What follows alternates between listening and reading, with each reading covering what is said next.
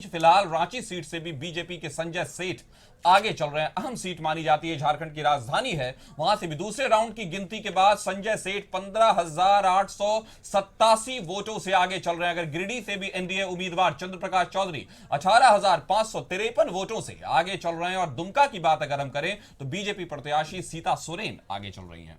अगर हम बात कर रहे हैं झारखंड के संसदीय सीटों में, जिसमें 5,000 वोटों से आगे चल रही है फिलहाल सीता सोरेन। और अगर हम बात करें तो हमारे साथ कुणाल जुड़े हुए हैं दुमका से।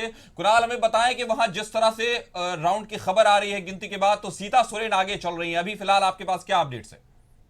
ये बिल्कुल शहर का जो वोटिंग हुआ है उसकी जो है गिनती शुरू हो गई है। ऐसे में अगर सुदूर इलाके में घुसेगा तो कहीं ना कहीं जेएमएम की और जो है तस्वीरें देखने को मिलेगा। अभी सीता सोरेन लगभग 5,000 के आसपास वो उससे आगे चल रही है। सेकंड टर्म का गिनती शुरू हो गया है। ऐसे में कहीं ना कहीं तस्वीरें बदल सकती है। आपको बता दें कि इंजीनियरिंग कॉलेज में भारी सुरक्षा के बीच जो है मतगणना शुरू है। जी तो इंजीनियरिंग कॉलेज में मतगणना शुरू है। तो फिलहाल यही बात है कि दुमका से दूसरे राउंड की जो गिनती की खबर आ रही है, वहां सीता सोरेन वहां से आगे चल रही है। गिरिडीह से एनडीए उम्मीदवार चंद्र प्रकाश लगभग 19,000 सीटों से 19,000 वोटों से आगे चल रहे हैं। और अगर दुमका सीट से बात करें तो सीता सोरेन आगे चल रही है। हमारे साथ जुड़ने के लिए आपका शुक्रिया। तो झारखंड की संसदीय सीटों पर हम आपको बता रहे हैं, जब 5,000 वोट से सीता सोरेन दुमका से आगे चल रही है, वहीं गिरिडीह से भी बीजेपी प्रत्याशी आगे चल रहा है। बिल्कुल। तो झारखंड के 14 लोकसभा सीट की अगर बात करें तो दिलचस्प तस्वीरें देखने को मिल रही है।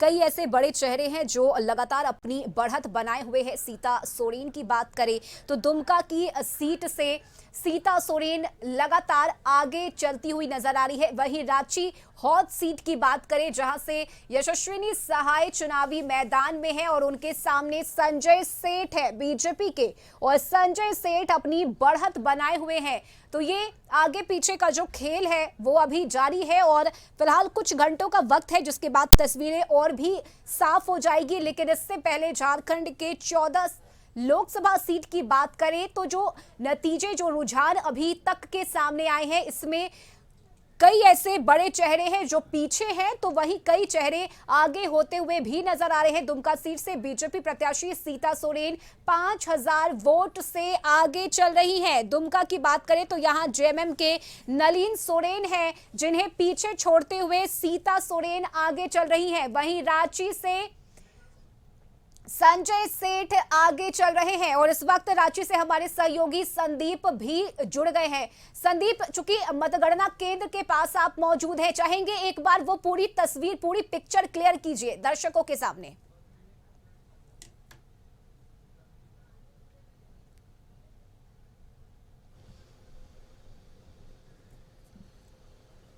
चलिए, तो सहयोगी संदीप से जुड़ेंगे, लेकिन इससे पहले ये बड़ी खबर आपको झारखंड से बता रहे हैं जहां अलग अलग लोकसभा सीट पर दिलचस्प तस्वीर देखने को मिल रही है। दूसरे राउंड की गिनती के बाद संजय सेठ लगातार आगे चल रहे हैं और न्यूज रूम से हमारे सहयोगी दीपक लगातार जुड़े हुए हैं।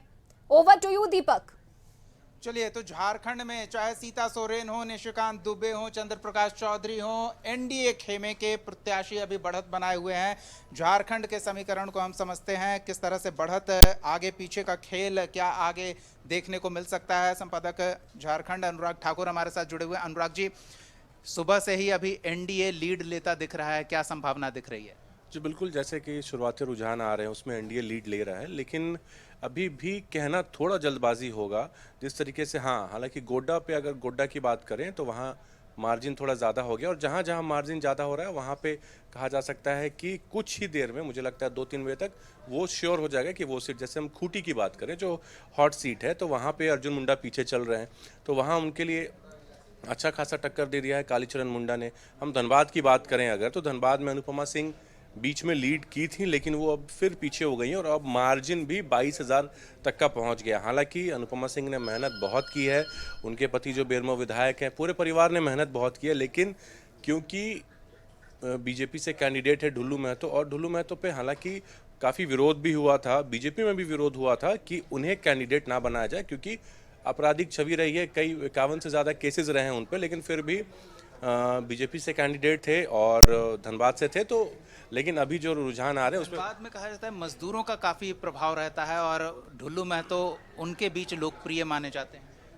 जी बिल्कुल, धनबाद में मजदूरों का प्रभाव रहा है, लेकिन अगर हम अनूप सिंह की बात करें तो इंटक के प्रेसिडेंट हैं और इनका भी काफ़ी प्रभाव है कोल यूनियन पे। कोल यूनियन के जितने मजदूर हैं, ठेका कर्मचारी हैं, सब पे इनकी पैठ है, तो उनका वोट तो प्रतिशत ज़्यादा इनके तरफ ही गिरेगा। लेकिन फिर भी ढुल्लू बीजेपी से कैंडिडेट है और काफ़ी पुराने हैं धनबाद के लिए। अनुपमा सिंह तो बेरमो से उठ के धनबाद आई हैं, उन्हें कैंडिडेट बनाया गया और धनबाद में उन्होंने हालांकि 2 महीने में काफ़ी मेहनत किया है, अनूप सिंह और उनकी पत्नी जो कैंडिडेट है अनुपमा सिंह ने।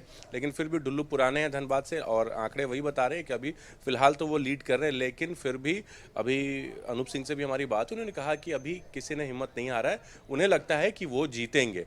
और वहीं अगर हम सीता सोरेन की बात करें तो जेएमएम से नाराज़गी थी उनकी, उसके बाद वो बीजेपी में शामिल होती हैं। बीजेपी में शामिल होने के बाद वो खुल के मुखर होकर अपने परिवार के खिलाफ बोलने भी लग गई। सोरेन परिवार की बड़ी बहू थी और उन्होंने कहा कि अब तो उन्होंने इतना तक कह दिया कि अपने पति की मौत की सीबीआई जांच तक की मांग करा दी उन्होंने। तो और उसके बाद हालांकि उनसे भी लोगों को लगाव है, सोरेन परिवार की बड़ी बहू है, उनकी दोनों बेटी भी लगातार इस इलेक्शन कैंपेन में मुखर होकर लोगों से बात की हैं और वोट मांगी हैं। स्वर्गीय दुर्गा सोरेन के नाम पर उन्होंने कहा है कि मेरे पापा ने बहुत काम किया है, तो आप लोग हमारी माँ को सपोर्ट करें। इलेक्शन कैंपेन में उनकी दोनों बेटियां भी थी सीता सोरेन की। निशिकांत दुबे, क्योंकि उन्होंने गोड्डा के लिए बहुत काम किया है वहाँ से, और आप पहले भी आपने बताया था ट्रेन तो चलाई है वहाँ से, ट्रेन चली है वहाँ से, और लोगों के बीच भी काफ़ी उनकी पकड़ मजबूत है। और के बाद हम बात करेंगे, जब बड़ी बहू की बात हो गई तो छोटी बहू की भी बात कर लेते हैं। कल्पना सोरेन की अगर हम बात करें तो कल्पना सोरेन, हमें लग रहा था कि वो लीड करेंगी, लेकिन शुरुआती आप अगर देखें तो 2800 वोट से अभी वो पीछे चल रही हैं। हालांकि ये कोई ज़्यादा मार्जिन नहीं है, हो सकता है वो कवर अप कर ले, क्योंकि जिस तरीके से उन्होंने वहाँ पे रैलियाँ की हैं, जनसभाएं की हैं, लोगों को कनेक्ट किया है और हेमंत दादा शब्द का इस्तेमाल करके जो झारखंड आप ऐसे समझिए सिंपैथी वोट भी मिला, सिंपैथी गेन किया है। और जिस तरीके से वो केंद्र पे हमेशा आरोप लगाती रही हैं कि केंद्र की तानाशाह सरकार ने हेमंत सोरेन को जेल में डाल दिया, वैसे कोई मामला नहीं था, वो सिविल केस था जो 8.5 एकड़ भूखंड पे के मामले में जो हेमंत सोरेन को ईडी ने हिरासत में लिया। बहरहाल, लेकिन अभी जो आंकड़े बता रहे हैं उसमें वो पीछे चल रही हैं। अब देखने वाली बात यह होगी कि कितने चरण के काउंटिंग के बाद वो आगे बढ़ती हैं कि या वो दिलीप वर्मा से पीछे ही रहती हैं। ये इंटरेस्टिंग होगा क्योंकि इसकी चलिए बिल्कुल दीपक, हम आपके पास लौटेंगे, लेकिन इस बीच बड़ी खबर अपने दर्शकों को बता दें। बीजेपी के अर्जुन मुंडा फिलहाल पीछे चल रहे हैं। कांग्रेस प्रत्याशी कालीचरण मुंडा 29,728 वोटों से आगे चल रहे हैं। ये बड़ी खबर बता रहे हैं। खूंटी में कांटे की टक्कर देखने को मिल रही है, तो खूंटी से ये बड़ी खबर, यहां बीजेपी के प्रत्याशी अर्जुन मुंडा फिलहाल पीछे चल रहे हैं। ये बड़ी खबर अपने दर्शकों को बता रहे हैं। कांग्रेस प्रत्याशी कालीचरण मुंडा 29,728 वोट से आगे चल रहे हैं। तो झारखंड में कई ऐसे बड़े चेहरे हैं जो पीछे होते हुए नजर आ रहे हैं और मुकाबला दिलचस्प है। ओवर टू यू दीपक। ये अर्जुन मुंडा के बारे में हम अनुराग से बातचीत करेंगे, लेकिन पहले संदीप के पास चल लेते हैं। फील्ड में मौजूद है, मतगणना केंद्र के बाहर मौजूद है, उनसे जानते हैं क्या कुछ स्थिति बनती दिख रही है। जी संदीप।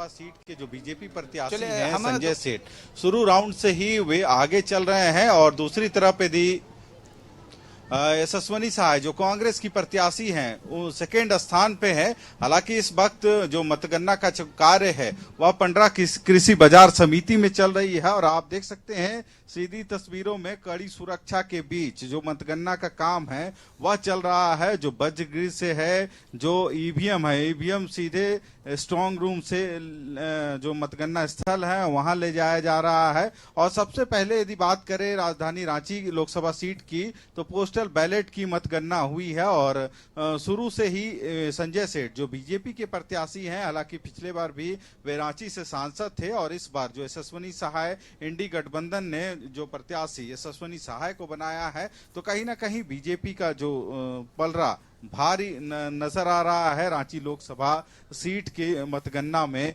और शुरुआती दौर से ही संजय सेठ यशस्वनी सहाय से आगे चल रहे हैं। अब तक की बात करें तो लगभग 15,000 से अधिक मतों की वोटों से वे आगे चल रहे हैं और कहीं ना कहीं कहे तो सेकेंड स्थान जो यशस्वनी शाह है इंडी गठबंधन, जो पूर्व केंद्रीय मंत्री जो सुबोध कांत शाह है उनकी बेटी है, और कहीं ना कहीं इस बार इंडी गठबंधन की तरफ से उनको प्रत्याशी बनाया गया था और नया चेहरा था, युवा है यशस्वनी शाह, और इस बार उनको रांची लोकसभा के लिए कह सकते हैं पार्टी ने मौका दिया है। तो अब जो यदि रांची लोकसभा सीट की ही बात करें तो लगभग 19 से 20 राउंड की गिनती यहां पे होनी है। ऑफिशियली तरीके से बात करें तो 2 राउंड की जो गिनती है वह समाप्त हो गई है, जिसके आंकड़े भी सामने आ गए हैं। हालांकि अभी बात करें तो तीसरा चौथे राउंड की भी गिनती चल रही है, जिसके लिए 20 से 29 टेबल बनाए गए हैं। और रांची लोकसभा की सिर्फ बात करें तो रांची लोकसभा में 6 विधानसभा आते हैं, और इन 6 विधानसभाओं के बारी बारी जो मतदान संख्या है उसके आधार पर जो ईवीएम है वो मतगणना केंद्र तक पहुंचाए जा रहे हैं, वज्रगृह है वहां से। और जो काउंटिंग की प्रक्रिया है वह 8 बजे से शुरू हुई है। लगातार जो काउंटिंग की लोगों की नाराजगी अर्जुन मुंडा से इस चीज को लेके थी कि वो अब केंद्र के नेता हैं, वो दिल्ली रहते हैं। जब से वो सांसद बन के आए उन्होंने उस अपने क्षेत्र की जनता के लिए कुछ नहीं किया, ना वो क्षेत्र में गए, ना लोगों से बात की, ना उनके सुख दुख में उन्होंने हिस्सा लिया। यही नाराजगी लोगों की उनसे थी। वहीं कालीचरण मुंडा की अगर बात करें तो ये लोगों के बीच इन्होंने हाल के दिनों में 3 से 4 महीनों में अच्छी मेहनत की, पैठ बनाया। इसलिए हम ये हमेशा कह रहे थे कि हो सकता है अर्जुन मुंडा को यहाँ कड़ा टक्कर मिलेगा, और हुआ भी आज वही। हम वही देख रहे हैं कि अर्जुन मुंडा अच्छे वोट से पीछे चल रहे हैं, और ये कहीं ना कहीं अर्जुन मुंडा के लिए ये बड़ी, अगर वो हार जाते हैं तो ये बड़ी हार होगी उनके लिए, क्योंकि उनके लिए उनके जैसा बड़े छवि वाला नेता जो मुख्यमंत्री भी रह चुका हो झारखंड का, और सेंट्रल में भी उनकी पकड़ हो, उसके बाद भी अगर वो हार जाते हैं कालीचरण मुंडा से तो कहीं ना कहीं उनके लिए थोड़ा सा परेशानी वाली बात होगी। हालांकि अभी भी बीजेपी की तरफ से बार बार कहा जा रहा है कि अभी ये शुरुआती रुझान है, इसको आप रिजल्ट ना माने, और हो सकता है अर्जुन मुंडा, बीजेपी तो दावा कर रही है कि 14 में से 14 सीट वो जीत के आ रहे हैं और खूंटी भी वो जीतेगी, लेकिन जो रिजल्ट और जो आंकड़े बता रहे हैं, अभी जो रुझान बता रहे हैं, उसमें अर्जुन मुंडा काफ़ी पिछड़ते नजर आ रहे हैं। तो कहीं ना कहीं उन्हें और मेहनत करने की ज़रूरत थी। आदिवासी समाज के चेहरे के तौर पर उन्हें प्रोजेक्ट किया जा रहा था। एकलव्य विद्यालय उसका क्रेडिट ले रहे थे, आदिवासियों के बच्चों के लिए स्कॉलरशिप है उसका क्रेडिट ले रहे थे, और क्षेत्र में तमाम योजनाएं। तो क्या उनकी मौजूदगी जरूरी थी या योजना का लाभ लोगों तक पहुंच रहा था वो जरूरी था? जी, योजना का लाभ लोगों तक पहुंचना ये तो ज़रूरी है ही, लेकिन दीपक आप ऐसे समझे, लोग तब तक नहीं समझते ना जब तक नेता उनसे मिलता नहीं है। आप चुनाव के वक्त हमेशा ये सुनते होंगे कि लोग ये आरोप लगाते हैं कि नेता बस चुनाव के वक्त दिखते हैं, फिर उसके बाद 5 साल वो नहीं दिखते हैं। तो ये जो माइंडसेट है लोगों का, कहीं ना कहीं ये बहुत मैटर करता है इलेक्शंस के टाइम में, और यही चीज़, इसी का खामियाजा अर्जुन मुंडा भुगत रहे हैं। अगर वो क्षेत्र में गए होते, लोगों से बात किए होते, तो आंकड़े आज ये नहीं होते। और हालांकि वहीं अगर कालीचरण मुंडा की बात करें तो वो लगातार घूम रहे थे, क्योंकि हमने भी वहाँ पे रिपोर्टिंग के दौरान हमने लोगों से बातचीत किया था, इसलिए ये एग्जाम्पल मैं सेट कर रहा हूँ कि लोग चाहते हैं कि उनका नेता आए क्षेत्र में, उनसे मिले, बात करे, वहाँ की जो योजनाएं हैं उसके बारे में बताए। ये नहीं कि आप सांसद चुन के आ जाते हैं, विधायक चुन के आ जाते हैं और उसके बाद कभी भी आप अपने क्षेत्र में नहीं आए।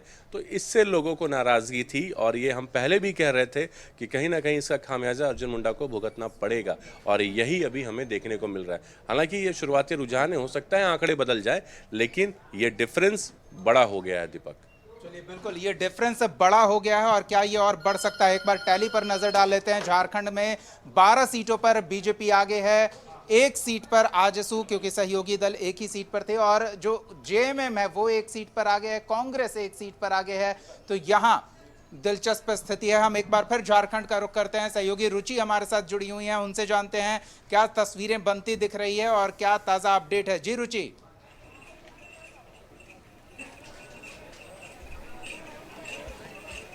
हाँ बिल्कुल दीपक, देखिए झारखंड में जैसे ही मतगणना जो है वो शुरू हुई थी तो शुरुआती रुझान में एनडीए खेमा जो है वो आगे दिख रही थी। फिलहाल वो अभी भी आगे है, लेकिन 5 सीटों पर